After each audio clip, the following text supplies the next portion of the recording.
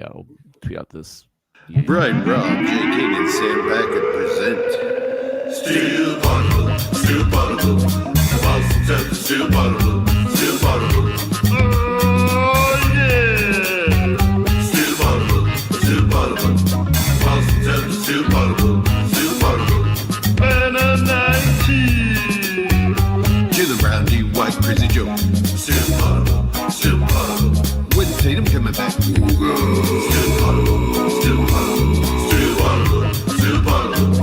Boston Celtics, Still Poddable, Still Poddable. Oh yeah! Come on, don't get the next generation. Guy wants a win. No time. Let's go, you motherfucking Celtics. Let's go, baby. Let's go.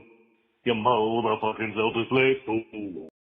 Let's go, baby! Welcome back to Still Poddable, the world's best Celtics podcast, the best Celtics podcast here on Al Gore's internet. We are part of the CLNS broadcast network. Means we are brought to you today by Prize Picks. Use promo code CLNS to get $50 in lineups when you spend your first $5. We are Still Poddable. That is Jay King from The Athletic. He has 10 years of experience covering your Boston Celtics. That is Brian B. Robb from the Boston Celtics. 10. Why are we underselling me? 10 plus years. 10 plus years. There you go. Brian B. Robb also has 10 plus years of covering the Boston Celtics. He a beat reporter for MassLive.com. I am Sam Jam Packard, and I've been talking nonsense about the Boston Celtics also for 10 plus years. Together, we are Still Poddable, the best Celtics podcast. I mean, we have more than 30 years of experience together. That is the brilliant mathematics from Jay King that you will be getting on every episode. We got 2 free episodes for you every single week here on CLNS and every single place you get podcasts, Spotify, Apple. But we got so much more for you than that if you join us on our Patreon, patreon.com/stillpoddable. We got game recaps. We got mailbags. We got listener chat that's popping off during the games. We got behind the scenes at every game and every practice because B-Rob and Jay are covering this team better than anyone else. And I'm here just cracking wise, making jokes, and we would really appreciate it if you guys join us along for the ride. We are 14 games into the Celtics season. The Celtics are 500 again, folks. That's great stuff. That's phenomenal stuff. And you know what? They might even go 2 games above 500 with 2 games up against the lowly Brooklyn Nets. Bit of a scary game. They almost gave up a James Harden miracle comeback there on Sunday, but they are back in 500 again. And I think the thing that is the best sign for the Boston Celtics so far, Jay, is that Derek White and Peyton Pritchard learned how to shoot. Like, that is the best sign if you were a Celtics fan. You knew it was coming, but it seems like they've taken a step and gotten themselves back on the right track. Uh-oh. Peyton remembered how to putt. It's a big step. Big step forward for those guys. Obviously, they weren't going to shoot as poorly as they did to start the season forever. They're too good at shooting. Like Peyton Pritchard, we could say what we want about his new role, and it's totally different. It's absolutely different. The defensive attention is new. It wasn't like he was taking easy shots last year. It wasn't like people were leaving him wide open last year. Those shots were going to go down. They've started to go down lately. Celtics need him to continue to go down because, like, they don't really have too many layers to this offense. It's very much a jump shooting offense, whether it's mid-range, 3-pointers. They don't get to the rim a lot. It's not even 3-pointers anymore. They're a mid-range team now. After all, talking about Missoula mid-range ball, and 3. I mean, they shoot a ton of threes still. Their mid-range attempt rate is so much higher this year than it was in past seasons because they just don't have the guys to be jacking threes. Even though they're still getting up a lot, it's just like they're taking a lot of mid-range. No one said. I haven't checked the numbers after the Clippers game, but before the Clippers game, they ranked dead last in location effective field goal percentage. So they basically have the worst shot selection in the entire league, according to the metrics at cleaningtheglass.com. That's not ideal, but also you can kind of get away with that because you do have a bunch of great shooters. You do have, guys who are hitting the glass are much better at offensive rebound rate now, and they lead the league in taking care of the ball. and not turning the ball over. So that's been a huge deal for them so far. The offense has been, despite the location effective field goal percentage, has been top 10 in the league so far, even with Pritchard and White really struggling to find their footing. And now that they're getting going, maybe the Celtics touch another level soon, especially with Brooklyn coming up, because Brooklyn is not really an NBA team at this point. They might have the best offense in the NBA after this week, after 2 games with Brooklyn, just based on what that defense looks like. Yeah, it's crazy they're here too from the standpoint they're dead last in free throw rate in the NBA. So it's not just like those guys are shooting, like they're doing enough other stuff well within the offense. And it's not a huge surprise that they're kind of bottom of the barrel league in that category. You know, Jalen's been getting to the line, but White probably is, and Simons are the other 2 guys you would expect to help in that department. And both those guys haven't done much there yet, but it's the case for optimism is there for the offense, certainly, when you put all these factors into play and getting out of a tough early season schedule stretch with a 500 record here, despite those, pitfalls. B-Rob, I mean, the numbers look good in terms of like where this team ranks in net rating and efficiency. Kirk Goldsberry puts out the little graph with it, and they're in the correct quadrant. I mean, but they're also not great in clutch games. They almost gave up that game to the Clippers and gave up a ridiculous good look from James Harden. But like, what do you think is more real at this point? Is it the kind of solid net rating efficiency numbers, or is it the shaky offense down the stretch of these games? Like, if they are perfectly at 500 right now, are you a Celtics optimist or a Celtics pessimist? I lean more towards optimist, to be honest, which is not the place I thought we'd be at this point. But their expected win-loss is like they should have a couple more wins, and that's based on the crunch time stuff that we've gone over before. But you look at what they're getting right now, and they're finding stuff, whether it's Jordan Walsh, whether it's just other random wings. Like, they're getting more out of the bench than I thought it would, or the majority of the bench. We can get into some guys that they're not getting as much out of, but when you're getting kind of found money with stuff, questionable pieces, and then you have the more reliable pieces kind of rounding into form, that makes me think like, okay, like there is the case for some upside here. And I don't know, Jay, like you're highly optimistic on the defense before the year, and I think that's honestly been as, if not more consistent than the offense so far, outside of a couple of opponents where they just have no answer for big guys in the offensive glass. The one unrealized downside right now is health. True. They've all been available every single game, all their key guys. I think the stat is right now, when they're 4 full-time starters, not the Jordan Walsh, Josh Minot, the rotating spot there, Sam Hauser, the 4 other guys, and I believe it was John Schumann who had this in his piece. When those guys are all on the court, Celtics are plus 22.7 net rating. And when one of them, just one of them, is off the court, they're like minus 1.7. So it's like when everybody's out there, things look good. They're still, those are the championship guys.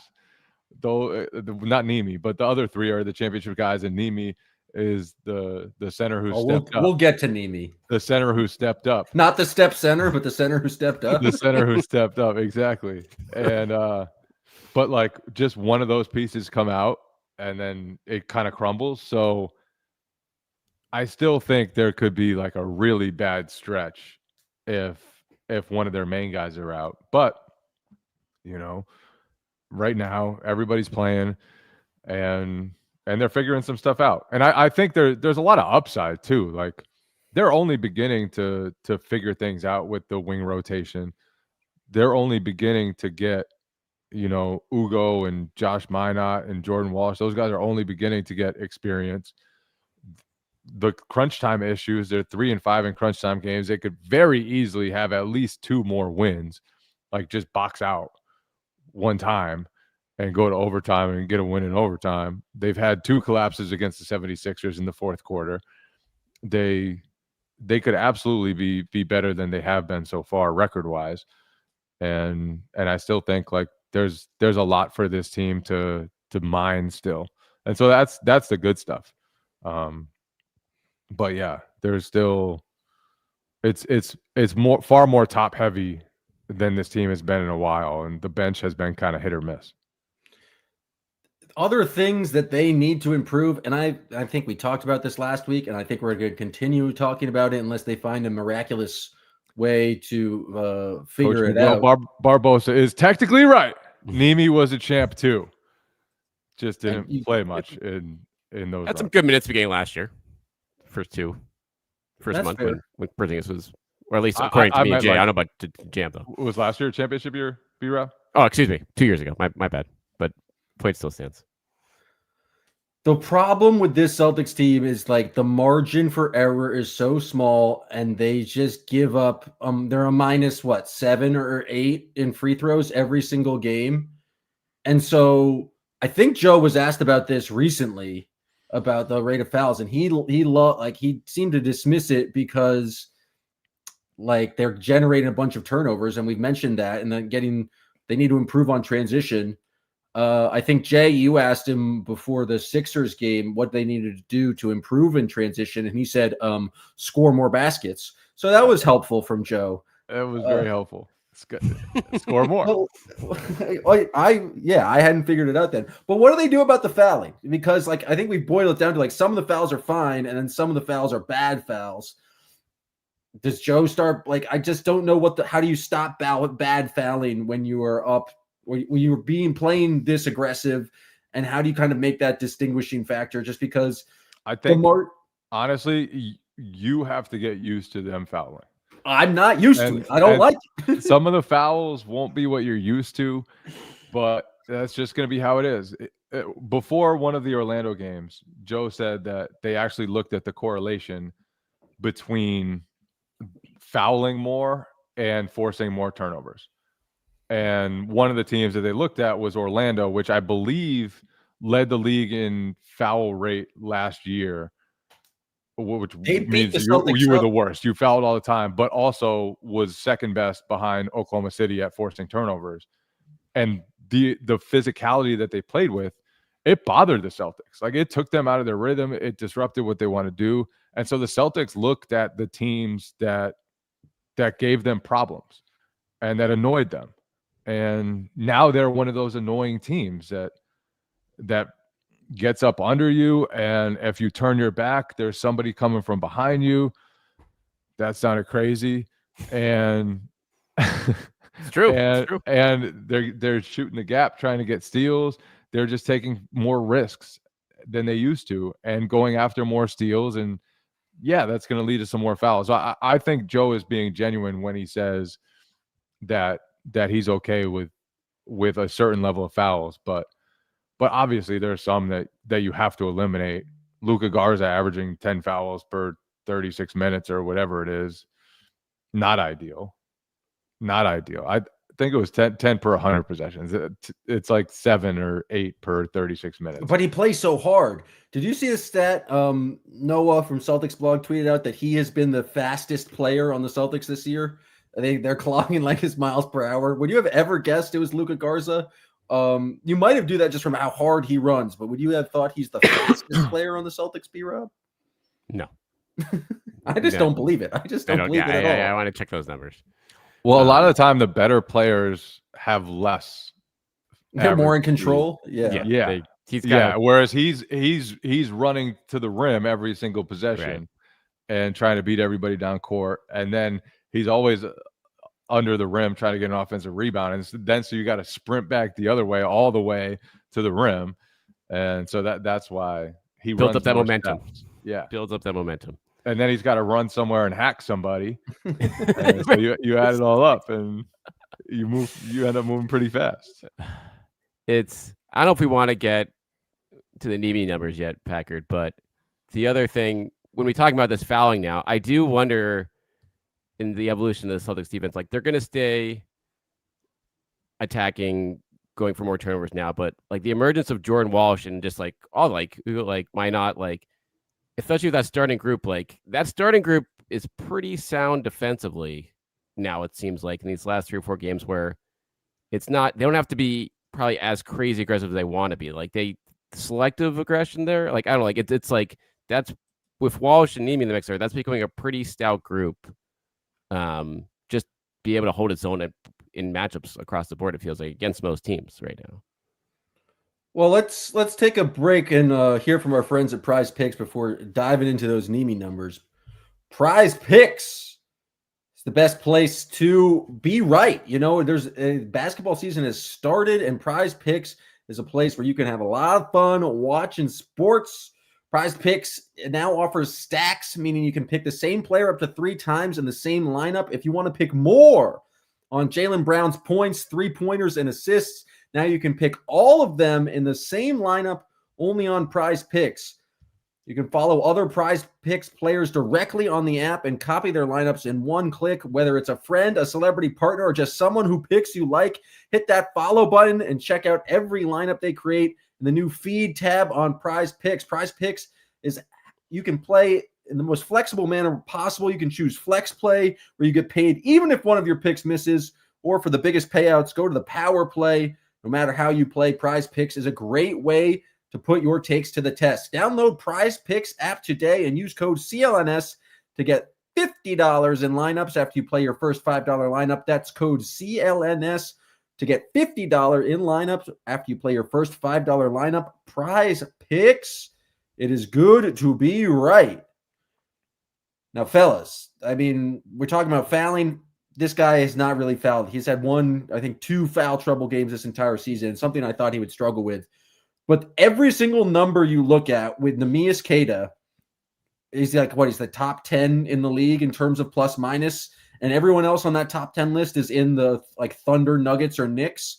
Like Neemi, and he played, I think, 33 minutes against the Clippers, and they needed all 33 of those minutes. He's been absolutely phenomenal, and they just need him on the court more. I think Garza's actually come along and played some, I guess, decent backup center minutes. But Jay, you mentioned the whole roster kind of goes down when you take Neemi off the court. It's not just the 3 established stars, the 3 established champs, but Neemi has been fantastic. Do you guys do you see him ramping up? Do you see him becoming like a 30-minute a game player at this point? Because it kind of feels like they need him if they're going to be put together some sustained success this year, which is not a statement I expected to say at all heading into the season. They could use more Neemi. It's so funny how you've come all the way around on Neemi. I got eyes, Jay. I can see what's going on. I can see all the statistics. You were the world's biggest Neemi hater, to the point where last year, when people were starting to get excited about Neemi, you had like a 5-minute flip out about everything. You crashed out on the podcast because people were excited about Neemi, and you did not want anyone to be excited about Neemi. The one thing I would say about his plus minus numbers is that he has played more than 200 of his 344 total minutes with the 3 best players on the team in Jaylen Brown, Derek White, and Peyton Pritchard all alongside him. So that is a huge help to his numbers, and nothing necessarily that he's doing. Do I think that he's been much better than their other centers? Yes. Do I think that he's come a long way? Yes. Do I think that he's helped shore up their rebounding issues to some extent and given them a threat at the rim that they don't really have otherwise? Absolutely. But when you play with those 3 guys, you're bound to have your numbers look better than Luka Garza, for example, who comes in and a lot of the time plays with bench units. And sometimes it's like Joe's throwing out there all bench units. So that's like the one qualifier to the Neemi talk that I would put out there. Other than that, he's just done what they need him to do. He's setting screens. He hasn't made many defensive mistakes. It's not like you're watching and like, oh, Neemi had another breakdown. No, he's been pretty solid. Other than that one Orlando game where he missed the layup and then had the transition take foul that cost them pretty dearly. I believe it was a 4-point possession for the Magic and turned a 4-point game into an 8-point game when he could have cut it to 2. other than that, like and the Utah game when he allowed Yusuf Nurkic to grab the rebound over him and end the game. Like Nemi has limited the mistakes, and I think that's the biggest piece. If he can just be solid, he's good enough and talented enough that to help. And he's got like all these guys. Like it's amazing to me how good big men are in the NBA at the little floater. But Nemi's got great touch on that little shot in the middle. He's shown nice passing in the short roll. He's shown nice passing at other times.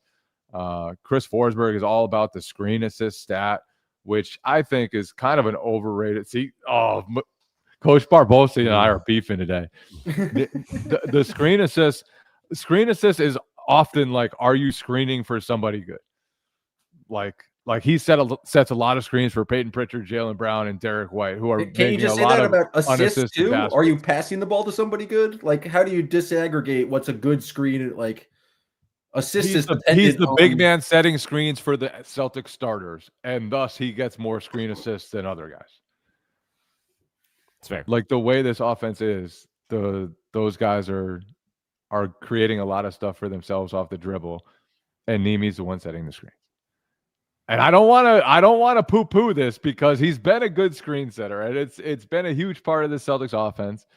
And I feel like he's toned down the obvious. I just feel like some of these things need qualifiers. He's toned down the obvious offensive foul screen in bad moments. He's only done that a couple times this year. That has been a big help, actually. It felt like that was like consistent last year, and that would lead to the foul trouble. It would lead to the foul trouble. It would stop runs. And he's gotten away from that, and it's been a pretty big deal. Part of me, though, when looking at all this Nemi love here, makes me, and I don't want to diminish what he's been very good this year. Like what a solid defensive backup center would look like with this team. Oh, like one you should ask, right? I mean, like, and I don't know if that will be a segue, but it is like Garza is working hard. He's hitting the offensive glass. He's putting up numbers, but he also fouled out in 14 minutes. And defensively, they're falling apart there. And a lot of it is because it's not just it's like the pieces going from the first unit to the second unit defensively is a drop off at multiple positions, as the numbers show there. But you wonder what like how big that gap would be if there was some, better or bigger talent, I could say, in that spot that obviously the Celtics didn't really have access to given their spending restrictions this offseason. Okay, first I want to point out that I come in celebrating Nemi, and Jay makes fun of me for my pivot, and then both of you guys detract from Nemi. You both say he should not get as much credit because he's playing with the starters. I'm not poop. I said I'm not poo-pooing. I just want to put context that makes it seem like he's less than. Is what there is no poo-pooing going on here. He ranks 8th in the league in offensive rebound rate. Like that is a huge deal to this Celtics team. They need those extra possessions. He has been huge on the glass, and he's doing it in the starting lineup against the other team's best players. This guy has been legit. He gives them a totally different layer as a lob catcher, as a threat down low that they just don't have otherwise. Garza has produced, but does it sort of well below the rim. And Nemi is he gives them a totally different layer. I'm not poo-pooing. I'm just giving context to some of the stats that I've seen floating around out there. Is this best case scenario for him through like 14 games? Like, could you have hoped for anything more from Nemi at this point? Outside of the rebounding blunders that rebound. That's one. Right. That's a tough one. Best case scenario. But numbers wise, obviously the analytics of it, but like in terms of a night to night being able to handle it, like if anything, everyone's like, why should he be playing a little bit more here? And we'll see if they build him up a little bit more on that front as the season goes on. And we'll see obviously where the trajectory of the season goes as we get 30, 40, 50 games in here, but he's certainly making the case for it. And he showed in the Clippers game, he played 33 minutes. Yeah. That was, I don't know if it was a career high, but it was a season high. And just the second time that he's played at least 30 minutes so far. And it's important. It's important that he's able to play more minutes because like we've said, the backup there's been a big drop to the backups. And It is a Carson's career high. produced offensively lately. Yeah, and I think for Neemias, it's just going to take time to get in that type of shape, to get ready, get used to these minutes. He's always been a bit player. He was a fourth string center. And so all these crunch time reps, all these big minutes, he's not used to any of it. And they're also playing a style that's very difficult, I'm sure, for bigs to play. Like they're playing fast, they're getting up and down. He's they're being guarded on the aggressive perimeter. defensively. He has to. We've talked about the screen assist. He is screening all over the place, and so they're not easy minutes. So for him to be able to play 33 minutes, that's a big deal. And if and when they get to the playoffs, they'll need more of that from Neemi. I still can't believe the Kings dumped him for JaVale McGee a couple years ago. But think about that sentence. I can't believe the Kings, and then Yeah, true. I mean, I can't believe the Kings did that. This is probably 8th on their list of dumb moves of the last 5 years. Yeah.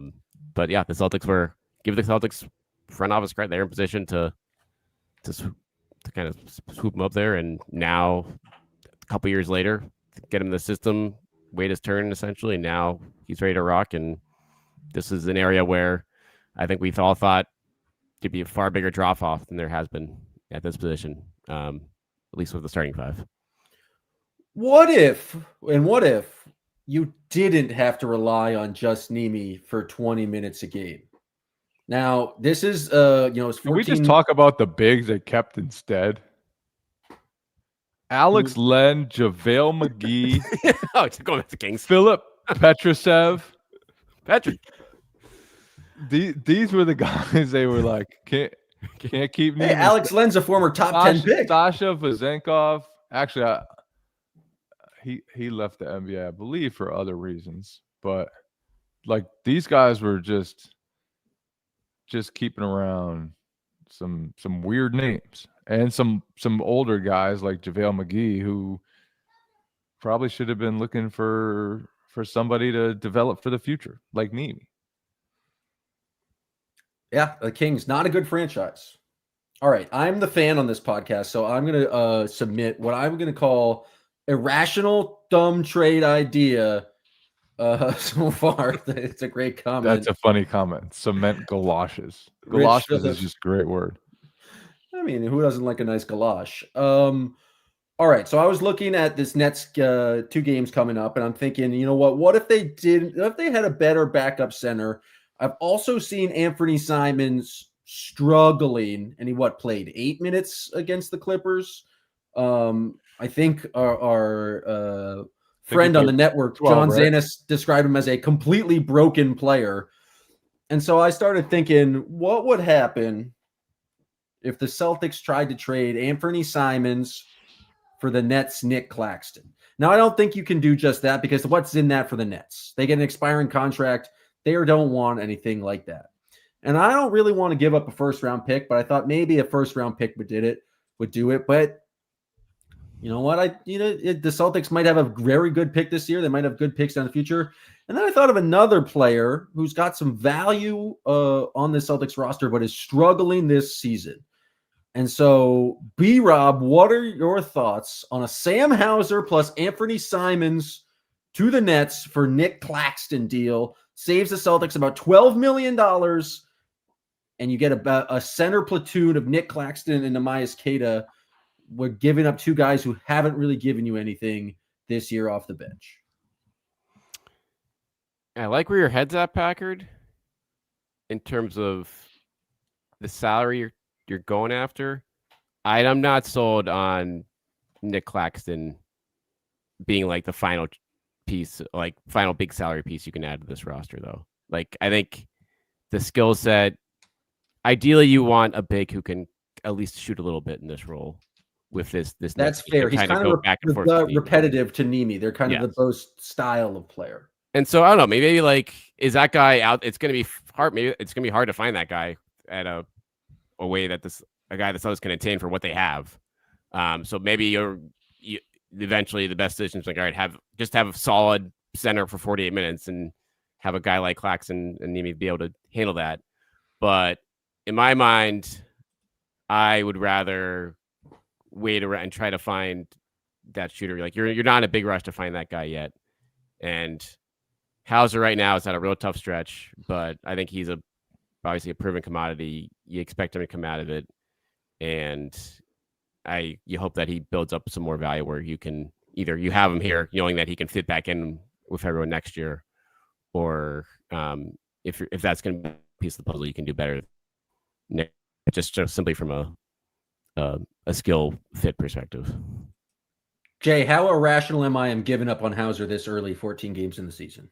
Your bigger irrationality is trying to go after Nick Claxton, who not only is a pretty flawed player who can't shoot at all and is like a 6'9" center, and he's listed at 6'11", 215, very, very slim, very slender, can get overpowered, and doesn't give you like any stretch level. He's also making 20 something million through the 27-28 season. But doesn't he get you under the tax if you do that deal this year? Hamstrings you in the future. And I would not be. Well, yeah, you should be trying to cut salary, but you should not be trying to take on additional salary for a backup big.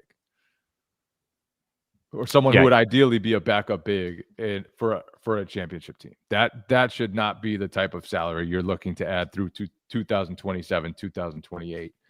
I don't think that's a great contract. I don't think that's the type of player you should want to add if you're going to be spending that much money. And this would be a no for me. Yeah. And a pretty emphatic no. It's the interesting part about where the Celtics are at with, whether you want to dodge the tax or not this year, we'll see if they end up doing that. But Simon's salary and Hauser's salary, those are your last big pieces to add something to the championship score. So, like, if you move them, that's pretty much it in terms of what this team is going to have, barring obviously a bigger move, Stars or Dirk. So, I would say, like, redundancy of Claxton to Neemias skills. Like, you want to play a player like Claxton $5 to $10 million a year, not 20 to 25, which is the rest of his deal. So I think you aim higher for this type of player you go after, knowing that if you're going to package a first round pick or more, or attach a guy like Sam Hauser to a deal, you want to aim higher than Claxton in my mind. But he's certainly going to be available like the rest of that Nets roster, any veteran on that Nets roster. But I don't know if anyone there is going to interest you guys. We got in the chat here, Bio4, any sharp interest to you guys at all? Nope. As just like, the contract $6.25 million a year, but like I'm just looking for an upgrade at the center position and the only tradable assets you have are Simons and I think Hauser at this point. And so I just want the team on the court to be better this year. And maybe that's a foolish desire considering it treating this year basically like a gap year. But I just think that if they could not it feels like if they want to be successful, they need Neemi to play 28 minutes plus every game. And just like, maybe I still have latent Queta in my body, but like, I just can't just think that's a sustainable path forward. And it's not. And I want to win, baby. I want to win. You're too focused on winning right now. Of course. I watch all these games. Focused on winning right now. When Jason Tatum is out, the Celtics are right now a 500 team. They've played a little better than 500. They probably should be better than 500.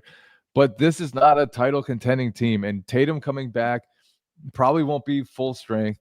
Probably will not be a title contending team. So you should not be making win now moves. You should not be making moves to solidify this current roster. You should be looking for guys who can give this team a post-up threat because they have none.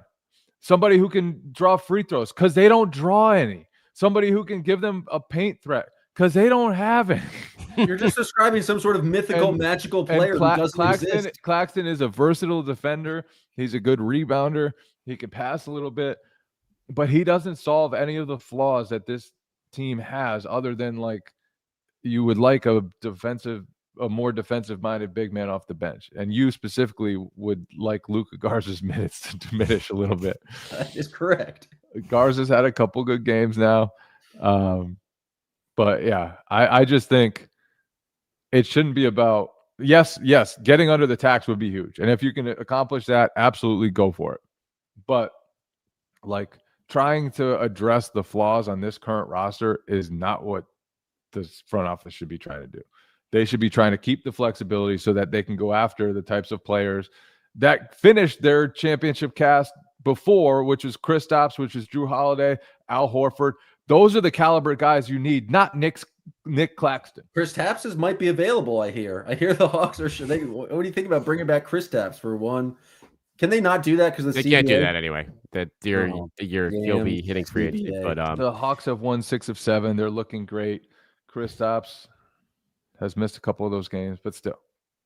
I would love to see them go after a cheap like if we're at a point in 20 or 30 games from now and they're above 500 and they're looking, again, not a contender like Jay said, but find someone that could help you now and potentially help you in the future at that position, because you're not like Garza is a fun piece, but it's hard to foresee him being I wouldn't in a describe rotation him as a on fun it. piece. A fun piece on certain. It's a fun offensive piece, but realistically, is older. Does not look like he will be in a rotation on a contending team. So it's like if you can, I'd much rather have him as a third, fourth big as your second big, and they have him under contract next year. Obviously, he's going to be a nice depth piece. But would like to see an option at least be on the bench. Like what does this second unit look like with a solid defensive big man, just to see how much that helps everything else fall into place for now and potentially the future here. Because you're looking for that, obviously, and then the stretch centerpiece is certainly a long-term goal here that you're not going to address in season here, I guess, unless you're making a splashy move. Basically, I was trying to look for a deal to get rid of Simons, and because Simons, I just don't think has been at all consistent this year. You're still trying to get under the tax, and you need someone in the relative salary range of what is that, 26 or 27 that Simons makes this year. And so you're describing all these conditions for a trade that are just not really there. Where are we going to get a long-term piece on a cheap contract that's also a stretch big, but can also make a less money on a team that can take on Simons? You're trying to solve all the problems at once in the same. Of course, it's called hitting a home run. And if Brad Stevens taught me anything, created it's more always problems. swing for the fences. Created more problems. Brad Stevens always says, "You better hit dingers because singles." I forgot how often he said to hit singles. He used to say that like every press conference almost. Just got to hit singles. Okay, let's all about hitting singles. If you're right, Tony Gwynn type. But it is like how they use Simons will be fascinating. The debate would be like, do you use him simply to get under the tax eventually? If he doesn't build any value during this year, at which point you're probably gonna have to attach stuff to him to be able to do that, since no one's just gonna want to take that salary and then do less. Or do you use him to find this center of the future under those positions? And again, you have to attach other stuff to make that happen. Whether or not that's realistic doing this year, that's going to be a fascinating conundrum, and whether they want to keep him as a trade piece into the offseason is like, I don't know, sign trade stuff. I don't even know. And use other ways to try to cut salary / get under the tax. I think that's when you look at Hauser potentially as a way they try to do that. If Simons, if they can't find anything with Simons. I mean, Basketball Jones says it right now. Simons' value is at its lowest it could be right now, and he's not blaming Joe Mazzulla. I mean, Jay, like, what do you do with Anthony Simons at this point? Because he's playing 12 minutes some games, and some games he comes in, he's absolute fireball, like making 18 points in a row. So like, how do you deal with someone with that level of inconsistency? I don't think it's really inconsistency.